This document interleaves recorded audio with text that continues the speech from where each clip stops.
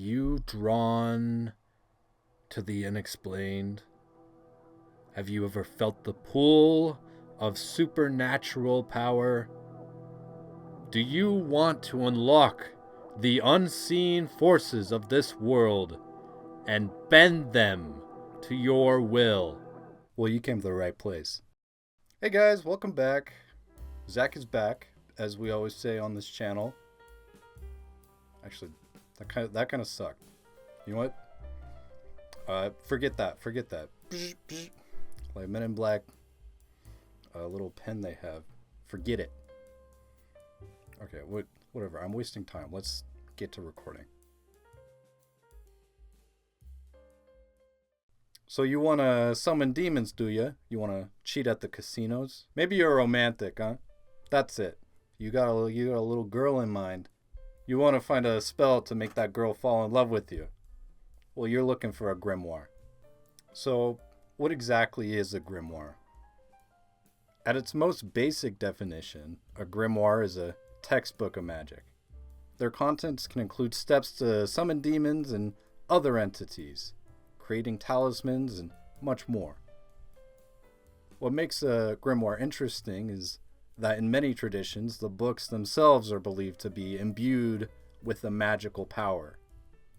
But whether that's a protection spell or a curse that'll turn you into a blubbering idiot varies on the book. Grimoires represent an attempt to systematize magical knowledge, to create a coherent framework for understanding and working with supernatural forces. The definition can get a little bit muddy though, so think of it like this. While all books on magic could technically be considered grimoires, not all books on magic should be considered grimoires. Think of it kind of like how all squares are rectangles, but not all rectangles are squares. Or how all whiskey is alcohol, but not all alcohol is whiskey. Or how all poop stinks, but not all stinkies are poopies. Basically, grimoires are a specific subset of magical books. Ones that focus on codifying rituals, spells, and other supernatural phenomenon into a structured system, rather than just discussing magic in a more philosophical or narrative way. You should know, my dearest brother, that the best and most noble gift that God has given to humanity in this world is knowledge. By knowledge, we become acquainted with ancient things and the causes of everything in this world, and how one thing corresponds to another. By this, we can know everything that is and why it is, and why one thing is raised above another in due order, and in what place exists the root and beginning of all things of this world. That thing by which all things are dissolved, and through which everything new and old is made known. The Picatrix. You'll find that most grimoires follow the same basic structure. Most like to begin with claims of some ancient authenticity, whether they are said to be handed down from the wisdom of King Solomon or from ancient Egypt or some other alluring source, though this is not a requirement. And if you like, you can use this space to thank a number of influences. Another common element in these prologues is an array of warnings and prerequisites to their contents. They might include preparations like periods of fasting, ritual cleansing, or wearing special garments. You can think of these as a kind of terms of service agreement, where instead of getting sued, you are sentenced to 1,000 billion 100 years of eternal damnation. Here, I'll read the warning out of the Grand Grimoire, but I'm going to read it kind of like I'm playing D&D. Weak men and mortals, tremble at your temerity when you blindly think that you possess such a profound science. You are taking your spirit beyond its spheres. Learn from me that before undertaking this work, it is necessary to be steadfast, constant, and most careful to observe exactly, point by point, everything that I will tell you, without which everything would rebound to your disadvantage, confusion, and total loss. If, to the contrary, you comply exactly that which I tell you, you will leave behind your baseness and your indigence, and you will have full success in all of your enterprises. Arm yourself, then, with interpretation, prudence, and virtuosity, in order to succeed at this great and immense task, at which I have spent 67 years working day and night. To succeed at this great goal, it is necessary to do exactly that which I hereby indicate. So nerd shit. As you can imagine, playing around with spirits comes with quite a bit of risk. So grimoires naturally come with an array of ways to protect yourself. You'll usually find pretty detailed instructions on how to draw protective circles or pentagrams, or how to invoke divine names in the case of some unruly demon. I feel like that's a little bit like calling your teacher over after you did something to provoke your bully, though, so do with that as you will. Flipping through magic books, you'll probably stumble upon your fair share of strange and intricate illustrations. Drawings of sigils, seals, and magical symbols are supposed to be visual representations of spiritual forces, most likely used on talismans or in rituals. These could range from simple geometric patterns to more elaborate and intricate designs, serving as protective charms, gateways to spirit realms, or signatures of previously summoned entities. There are certain arrangements of words, special chants, secret names, whatever it be, that hold the power to amplify magical effects or summon powerful entities. As you can imagine, these phrases are pretty dangerous, so they're written in a coded language to kind of hide their true power. Typically, they'll be whatever language is attributed to the book, but there are some that are written in some alleged angelic languages. Spells are a tricky thing to master. That's why grimoires will have extensive recipes for them. They'll explain the precise wording, timing, and the exact materials needed. It's a lot like baking away. And sure, when you get a little bit better at it, you'll be able to make your own spells. Just make sure you don't throw in a little bit too much flour and open up a gateway to hell. Usually there'll be some sacred items like wands, daggers, or other objects that you use in conjunction with the spell. In order to use these, you'll typically have to physically make them yourself, with most items being required to be made out of specific, spiritually imbued materials and then blessed through a process that can range from simple prayers to elaborate purification rites. Many grimoires contain detailed descriptions of angels, demons, and other beings, with listings of their ranks and powers and how to contact or command them. The Lesser Key of Solomon, for instance, includes the hierarchy of heaven, starting from the Almighty God and detailing his various angels and their duties. You'll see a lot of lists describing materials you might encounter and their magical correspondences. They'll go into detail on minerals, herbs, gems, colors, and even animal parts, explaining how these items correspond to each other, how they share different energies, and how those mix and match. These are what tie everything together and make the magic system coherent within its own framework. Now, I want to say that not all grimoires are going to contain each and every one of these parts. They're typically specialized to whatever thing they're dealing with.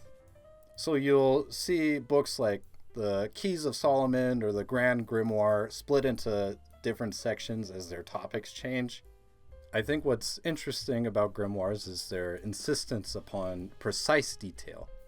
Magical rituals aren't seen as some kind of fun party game or a means of vague intention, but as exact formulas requiring specific ingredients, words, and actions. This stems from the belief that magic operates according to natural laws. So if you follow the formula correctly, results will follow. Grimoires were common from the Middle Ages all the way through the 18th century, though many claimed much older origins, with some being attributed to figures of the Bible like Solomon or ancient Egyptian sources. Some historians believe that it was more than likely a pretense to lend authority and authenticity to the book. Throughout history, religious authorities viewed grimoires with extreme suspicion. The Catholic Church, particularly during the Inquisition, considered the most magical texts to be demonic, or at the very least heretical. But why such fear? Essentially, these books challenged the Church's hold on spiritual power and divine intercession. They really did not like the idea that the average person could have access to these supernatural powers without a priestly intermediary. Possession of a grimoire, then, became a crime that could lead to imprisonment or even execution. Ironically, though, the most prolific period of grimoire production happened during the Renaissance and Enlightenment era, a time when scientific theory was on the rise, yet interest in the occult still flourished. The Church actually began to divide grimoires into two separate categories: natural magic and demonic magic. The Church was somewhat okay with the former, as they saw it as harnessing the inherent powers of nature put there by God himself. Leech books, for instance, which were just basically medical textbooks that contained basic magical spells, weren't that heavily persecuted. Demonic magic, however, was heavily condemned, as the magic would be derived from devils and demons. Despite the persecution and witch hunts, grimoires survived through hidden transmission networks. What's really interesting is that despite the Church's official stance, historical evidence suggests that medieval clergy were the main practitioners of magic, and therefore were the owners and transcribers of grimoires, with several famous grimoires, like the Grimoire of Pope Honorius, being attributed to popes. Today, notable collections of grimoires can be found in institutions like the British Library, the Bibliothèque Nationale de France, and in various universities' special collections. And think about it, most of these grimoires are ancient, right? There's gotta be a ton of unhinged shit that's been cooked up since the time of Solomon. Imagine showing up to a wizard battle, expecting some dusty Latin incantations, and the other guy pulls out a beat-up composition notebook labeled Volume 6. Before you can react, you're writhing on the floor from some spell called Dormentum Testicula. Beyond their magical contents, beyond whatever demons lie between the pages, grimoires hold a very important cultural significance. They represent the free access to supernatural powers beyond religious control. A way for the average person to feel agency in a world often dominated by powerful institutions. These books are important historical artifacts that help historians to study pagan religions, as opposed to a history that has been written over and redacted by Christianity. As I've mentioned, grimoires serve a variety of magical purposes, with each focusing on a different magical methodology. High ritual magic or ceremonial magic requires a lot from the user. These are the most strict about how you go reciting them. They'll require special tools, complex ritual sequences, and specific timing. The Keys of Solomon fall into this category, full of instructions on how to summon spirits and create magical tools. Another type, which are typically a little bit more practical than summoning demons, are folk magic grimoires. These contain spells for addressing your health or your money or love or protection. If under the influence of the moon, you make the image of a woman with wild hair pulled back, standing above two bulls, one with its head above the feet of the other, and the other with its feet above the head of the other. Fashion this in crystal, and on the other parts of the stone face make the figure of a woman raised up with a crown, and in her right hand a staff, and write in a circle on the sign below. Make this in the hour of the moon, with the moon rising. And if you make a wax seal with this image, and place it in a pigeon coop, many pigeons will congregate there. The Picatrix. Alright, here's one for you emo losers out there. Necromantic grimoires focus on communicating with the dead or harnessing death energies. The Munich Manual of Demonic Magic, which saw some limited releases in the 15th century, is one example.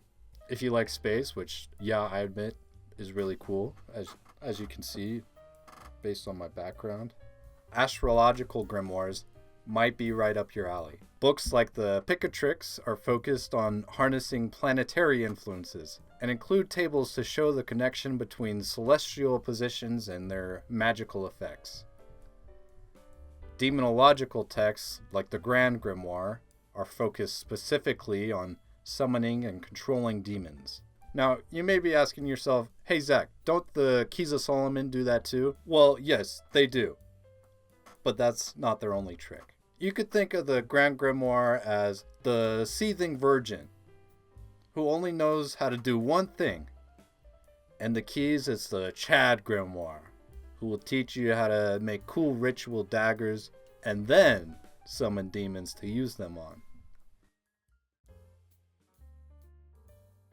In our modern world, why do people still create grimoires? Well, the reasons are just as diverse as the people writing them. For some, creating a grimoire is a means of artistic expression.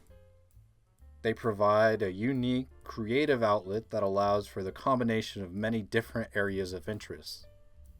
I've seen some beautiful grimoires from professional bookbinders, pages filled with intricate drawings or designs and impressive calligraphy. The most common motivation, though, is to keep it as a spiritual journal of sorts, kind of chronicling your supernatural experiences. You may want to record your insights, spells you might have attempted, or a history of your relationship with the unseen. These often start as what we call a book of shadows, but that can quickly evolve into a grimoire as you fill up the pages. I believe that there is a psychological aspect to this as well. Sharing some knowledge creates connections between like-minded practitioners. Though traditionally, certain aspects would and should be kept secret. There's a real appeal in creating something mysterious and spiritual, and I feel like a lot of people who create grimoires are drawn to that. A book stands apart from anything else, not just a magical item, but it's something that you can pass down throughout generations. By the virtue of these pentacles, and because ye have been obedient, and have obeyed the commandments of the Creator, feel and inhale this grateful odor, and afterwards depart ye unto your abodes and retreats. Be there peace between us and you. Be ye ever ready to come when ye shall be cited and called. And may the blessing of God, as far as ye are capable of receiving it, be upon you, provided ye be obedient and prompt to come unto us without solemn rites and observances on our part. Thou shouldest further make a book of virgin paper, and therein write the foregoing conjurations, and constrain the demons to swear upon the same book that they will come whenever they are called, and present themselves before thee, whenever thou shalt wish to consult them. Afterwards, thou canst cover this book with sacred sigils on a plate of silver, and therein write or engrave the holy pentacles. Thou mayest open this book either on Sundays or on Thursdays, rather at night than by day, and the spirits will come. The Key of Solomon. Now it's time to finally talk about creating your own grimoire. Remember, this isn't something you're going to develop in one sitting. It's going to take years of practicing and study and documentation. I also don't want to give you a definitive step-by-step because I think it's a very personal experience creating one of these. So I'll just go over how I think of it. We've already gone over this, but most grimoires start as a book of shadows. I'll tell you now that you don't need to stroll on down to Barnes & Noble and spend $70 on some leather-bound notebook. All you really need to start is one of these. There's a variety of subjects you might want to cover, but that's entirely dependent on your practices and what you want to get out of this. You don't even need to limit yourself to one book. I find it's really helpful to use different books for different purposes. First off, I have a book of spells or runes, which is basically my book of shadows. It has a couple things that I've experienced in it, and you really just need a $2 notebook for this type of thing. I also keep a dream journal for a variety of reasons. I think that dreams are a gateway to your subconscious. Being able to reflect on your dreams and even attributing some meanings to them will be really helpful when you go back and start reflecting on yourself. I also feel that if you do have any spiritual experiences, it's going to come in the form of a dream. A dream journal is also useful if you want to experience any form of lucid dreaming. You'll be able to recognize patterns in your dreams and therefore have an easier time of realizing that you're in a dream. I have this friend who's really into lucid dreaming, and he knows exactly who he is. This is about you, bud.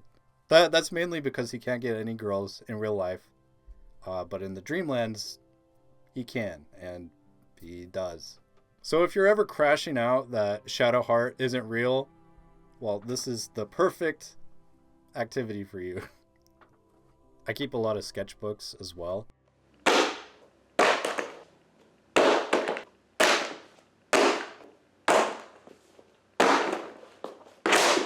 I use these for a variety of reasons, mostly to de-stress, and I use them as just general journals in parts.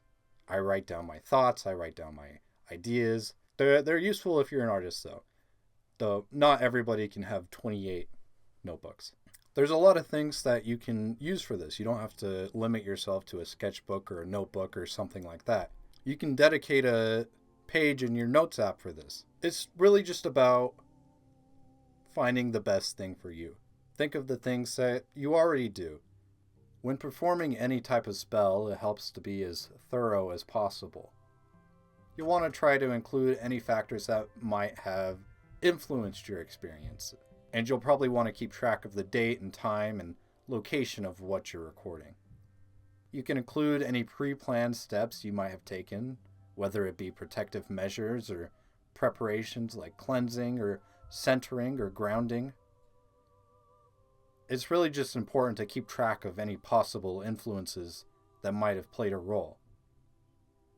Most importantly, you'll want to document your outcomes, whether the results seem successful, whether they even worked at all.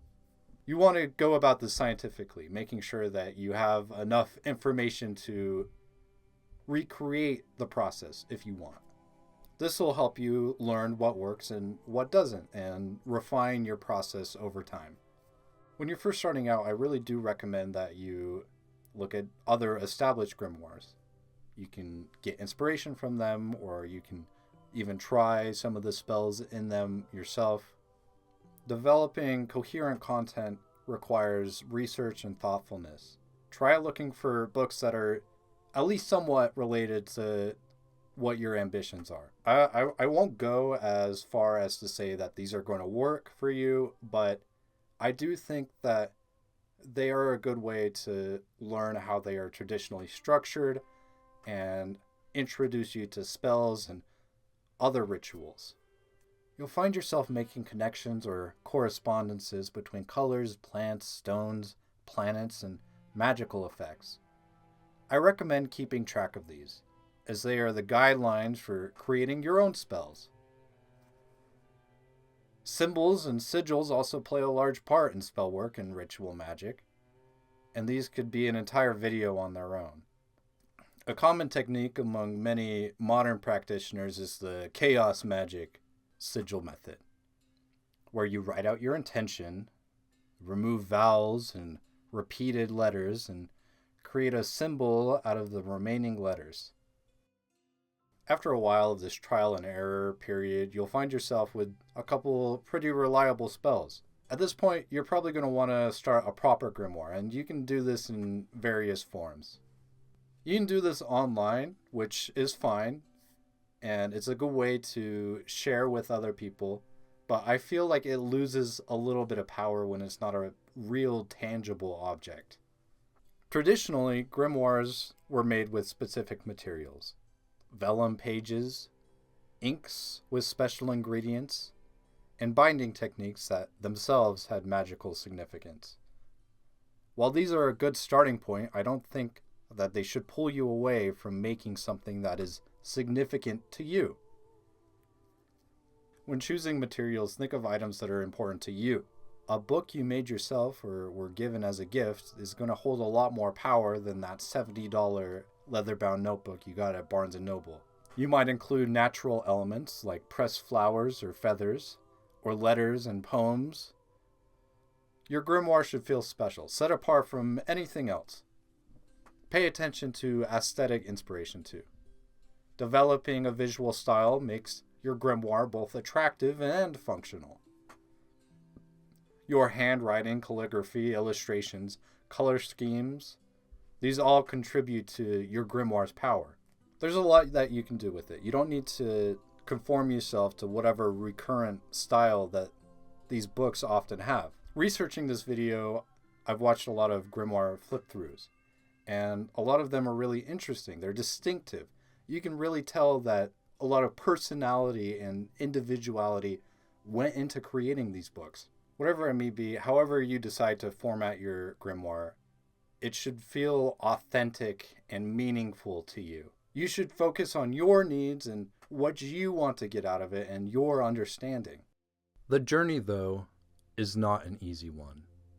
Many great seekers or warriors or magicians have suffered both mental and physical turmoil as a consequence of their spiritual or sorcerous experimentations. Gopi Sharma, one of the leading exponents of Kundalini Yoga, underwent years of anguish and torment. One of the Merlins, Merlin Wild, lost and finally regained his sanity. Not for nothing are shamans dubbed the wounded healers. Many great travelers are or become deeply divided beings on the quest for enlightenment or emancipation or individuation. The quest, however, is a glorious one, a path of doubt and faith, disillusionment and joy, ensnarement and freedom, and can ultimately lead to the pinnacle of human achievement, to discover and express the more real self or selves. The Grimoire of Chaos Magic. Grimoires represent humanity's enduring fascination with the mysteries of existence and our desire to interact with forces beyond ordinary perception. Whether you view them as practical magical tools, psychological frameworks, historical artifacts, or creative expressions, these books of magic continue to captivate our imagination. Creating your own grimoire is going to be a profound journey filled with self-expression and spiritual development. It's a process that connects you with ancient traditions while still allowing for you to experience personal growth. I'd love to hear about your experiences with grimoires or magical journals, or if you have any other input or spiritual experiences, or just want to point out everything I missed, leave a comment. Subscribe if you want to see more of this. Like and subscribe, please. Thanks for watching. I'll see you in the next video.